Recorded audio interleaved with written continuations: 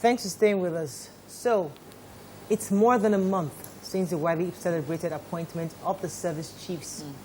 But it appears there is no respite from the devastating activities of Boko Haram in the northeast to banditry and rustling in the northwest and north central and now southwest. Joining us on the show is a member of the House of Representatives from Jere Federal constituency, Honorable Satomi Ahmad. Good morning, sir. Are you there? Yeah, I'm there. Good morning. Okay. You can also join the conversation on 081-270-53687.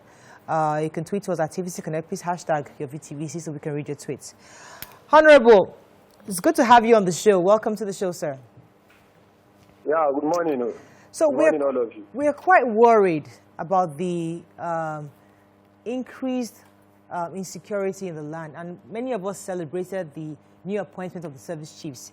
More worsening is the fact that pupils of schools have been abducted in recent times, and parents are really, really worried about the porosity of the schools, especially the government schools where children are there. We have the government secondary schools across the states, especially in Abuja, Niger State, and all that. And many parents are worried about the fact that there are no fences around their campuses. There's no security. In your view, how do you think the service chiefs can begin to demonstrate their readiness to protect not just the peoples, but the Nigerian citizens? Thank you. You know, there was a time I said on similar program like this that changing the service chief is only one factor. And then there are other things to be done by the government also. That is looking at the entire security architecture, the operation, and how to curtail all such kind of atrocities that are committed by the bandits and other terrorist groups across Nigeria. But the service chiefs are new, and they have to settle down and look at things. Despite we know they are in the theater operation, most of them have the requisite experience. But definitely they need other supports, particularly in terms of the other sister security formations, particularly the Nigerian police, and then the other border patrol, the customs, and other things to watch how these weapons are coming. And then in the security system, there must be a new strategy, as I said earlier. Without deploying new strategy, there is no way you can handle this security situation. And you cannot copy from other countries or other places for you or for a security formation to think that they will solve such problems. So if you look at them entirely, I feel it's like the Nigerian security are being overstretched. Overstretched in the sense that today you will hear banditry, tomorrow you will hear Boko Haram attack. And then how many recruitments were there in the first couple of years? How many people have been absorbed to the system and trained on such things? How many new equipment, contemporary equipment, tools are being deployed to this system? These are all questions to look into. If you look at the issue of the banditry, the only new things we saw in a quest to end this struggle is the Gumi-led team to meet the banditry and come up with another idea. But this is only one option. Apart from the forces, we need the president, as they ask, to talk to them, to come out and to show an action, an intention that this work is going on must be end. If not, I think it will still take us a long time for us to see the end of this crisis.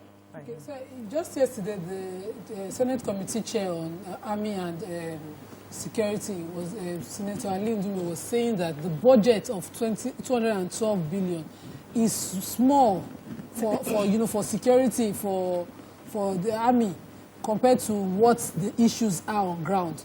Do you agree with him, and what would you suggest would be the percentage that we put on for our budget on security? I totally agree with him, and the budget is not that adequate. Not even the budget, the funding process. You know, but the truth of the matter is that are the bandits and the Boko Haram more equipped than our own security? Are they having more resources than our own security? So the question is no. So therefore, we must use what we have to solve the impending situation at hand. And this requires the political will of all the leaders, all the stakeholders in the system. Okay, sir. You mentioned a few things that may be the reason why our service chiefs were yet to see their impact. And you say, first of all, that they are new and they need a time for adjustment. One thing that these service chiefs do not have is time for adjustment. And of course, we're aware that they have been part of the military, worked together with the past service chiefs. So they are very clear on what strategies have been used, what has failed, and what should be working. So for me, my question is, could the war against insurgency and terrorism, maybe it doesn't lie with arms and ammunition. Maybe it's what a lot of people are talking about, ethnicity, religious bias, poverty, unemployment. Are those not the problems that need to be addressed as quickly as possible? And then we would see military intervention work. That's what I was saying. First of all, it's too early for us to judge the service chief. But to me, particularly the Chief of Defense Staff, the Chief of Army Staff, these are personal people I know that they have the capacity. If you look at the statement issued by General Atahiru last week in Maiduguri, and it's encouraging. This is the first time we had such a service chief that's saying he's giving an ultimatum of certain period to capture Marte, and this is what we are expecting to see in all parts of the country.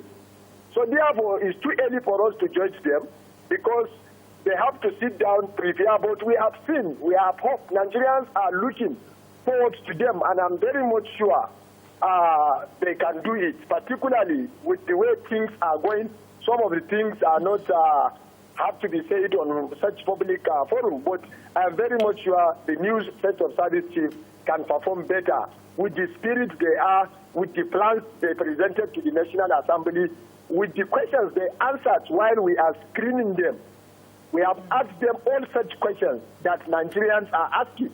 When the crisis will end, how will you do with the super camp if we take Boko Haram into cognizance? And for kidnapping, banditry, I think it's high time, as I said earlier, we need to adopt a technology. Because if these banditry are coming, there must be a communication. And we have to get gadgets that will intercept such communication proactively so that our securities will be on top to arrest the situation. And then, to your second question, it's true that government, particularly the executives, must address the remote causes of such problems.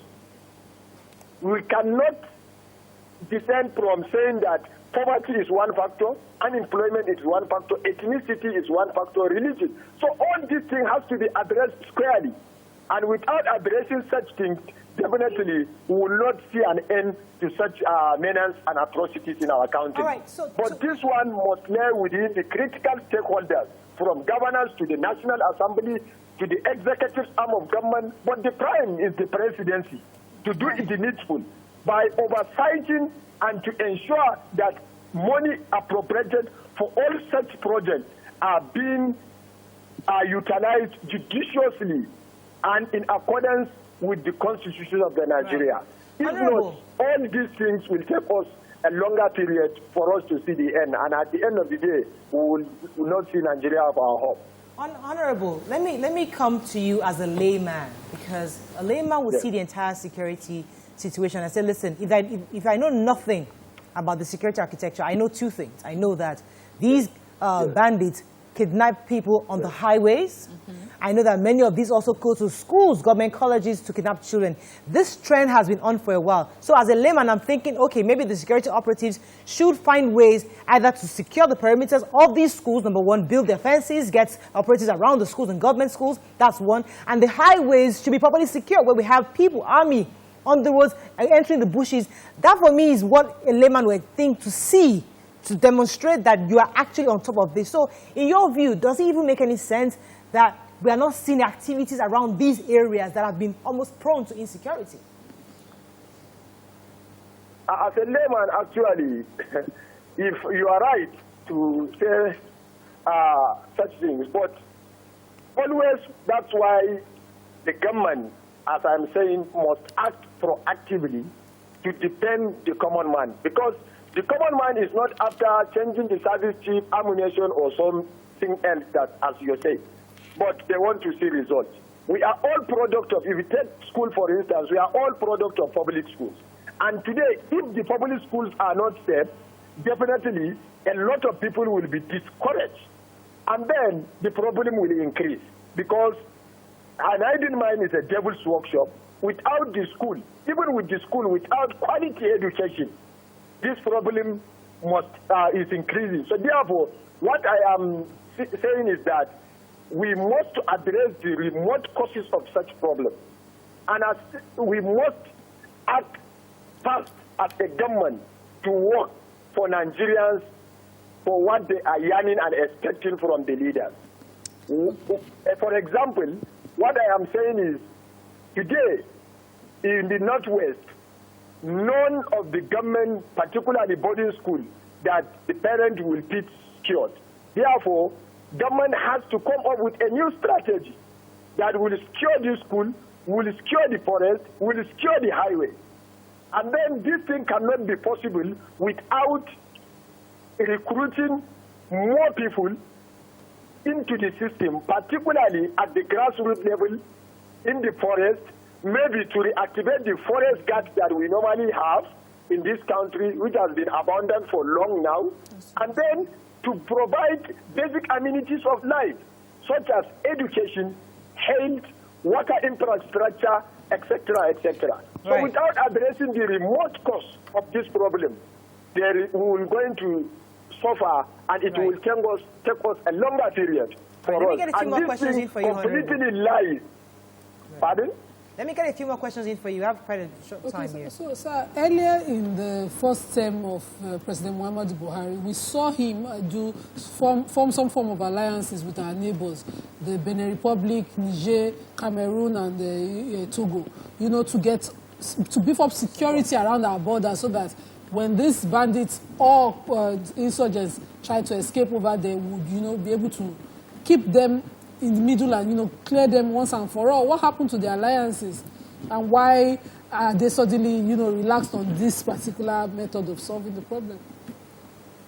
I think it do exist, the MNJTF you are talking about, the Multinational Joint Task Force. That's why I told you that I have much more confidence with the new service chiefs, particularly the CDS, General Loki Irabo, who happens to be head of the MNJTF before. And then he has the experience, and I know something is on the pipeline to re-strengthening this thing. This is one of the commitments the Chief of Defense Staff gave us while he was with the Senate and the House of Reps for screening.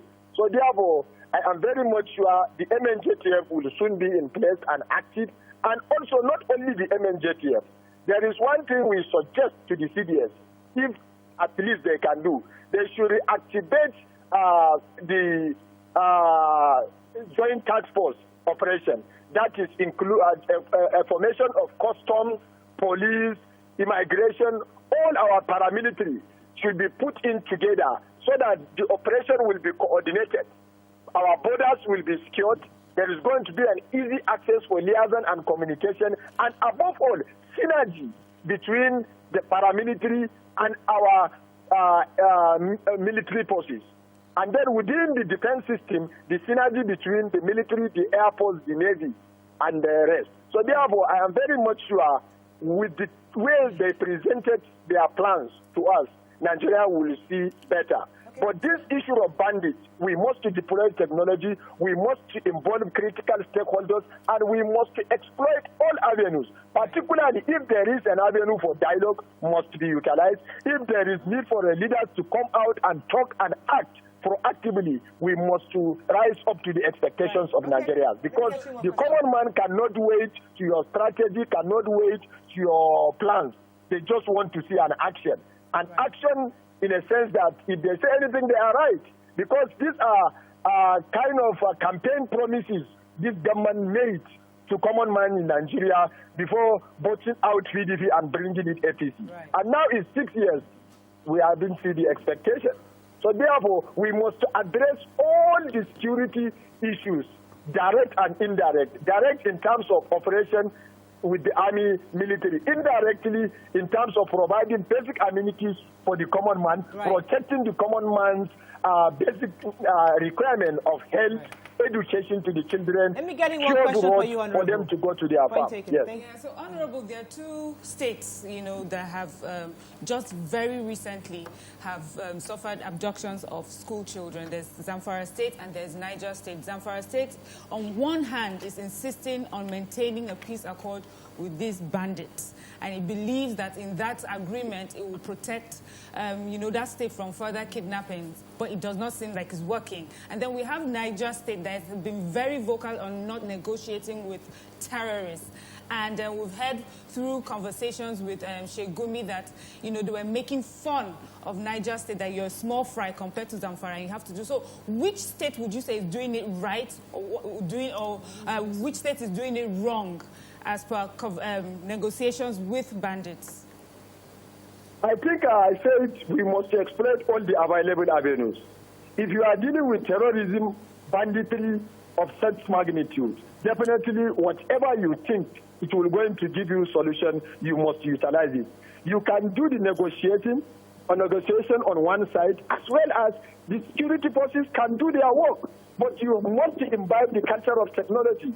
You cannot solve your problem without even identifying what is your problem. First, if you look at Niger, Niger is the largest state in terms of landmark in Nigeria. And then they share border virtually with all these northwestern states that are still forced for such banditry. But believe me, if the governor says that he cannot negotiate, I am suspecting, let's call state a state. The first abduction, they say there is no ransom. But I and you, we know definitely something has happened. Yeah. But they don't want to come and say the truth. If nothing has happened, these people cannot go and repeat it again and will give you for what? What is their benefit? All of us know that once they abduct, they are asking for ransom, and they are doing this thing because they are earning something. That is the explanation the governor of Kaduna is giving, that these banditry are not people to trust. But with trusting them or with entrusting them, he gave an example that a Fulani man that received 1 million naira as a ransom, you cannot negotiate with him. Somebody that he doesn't have an access to 200,000 before, now has an access to 1 million naira. This is a statement coming from the Kaduna State Governor. And then looking at, they are repeating this thing for the first one, for the second one. So definitely something is wrong somewhere. Something is happening somewhere. I have to question for yourself because we have to run. But I cannot let you go without asking this question Nigerians have been asking for years. What is taking you so long to establish the state policing that everybody has been clamoring for? Your people have been saying, everybody in Nigeria is saying, listen, we need to decentralize this policing. We cannot police from one source. Why is it taking so long for the National Assembly to agree and pass this bill into law? I think taking police, state policing or not, all has its own advantage and disadvantage. It has advantage in terms of the states will have control of their own police and they will work so that to secure. But where is the resource? Where is the funding coming? And then the disadvantage is that some are even scared that the politician might use the same state police during election. But to me, all is the same. If what I am after is let Nigerians sit down to look at the funding of the Nigerian police. In view of these circumstances where people are dying, do you think that argument still holds water, sir? Honorable, in view of people are dying now, do you think these arguments are poor? They're going to use for political benefits? Does it still hold water? Yes. Listen to me. The Nigerian police is the most underfunded force in the whole of West Africa. Looking at our number, 200 million people. What is the ratio of a police to a citizen of Nigeria? So first, let's have proper funding for the Nigerian police. Let's recruit more based on federal character through federalism. Then it's the same thing as you are having a state police. You have the police commissioner in each state, and they are answerable to the governors, most of them. So therefore, I see no reason why we will advocate. Let's fund the police we have now, train them, retrain them, equip them, give them the basic requirements. If their number is enough, they can work. All right. But look at the ratio of Nigerian police at the federal level to the population of Nigerians. First and foremost, let's have the required number of police at the federal level. Okay. Are they properly funded? Are they properly trained? What are the medium for recruitment? Are they reflecting the federal character? Is it true federalism is there? So these are kind of the things that we need to see first in the Nigerian police force to fund them, to recruit them. But I am very much sure funding is one of the major issues in Nigerian police now. Funding. Right. We have to run, so without Thank you very much, Honorable. The Nigerian police, I don't think we can achieve this. Thank you very much. We'll be speaking with the representative from Jere Federal constituency, Honorable Satomi Ahmad. Thank you very much for joining us, sir. We're going to go on a break. When we come back, we'll move on to another topic. Stay with us. We'll be right back.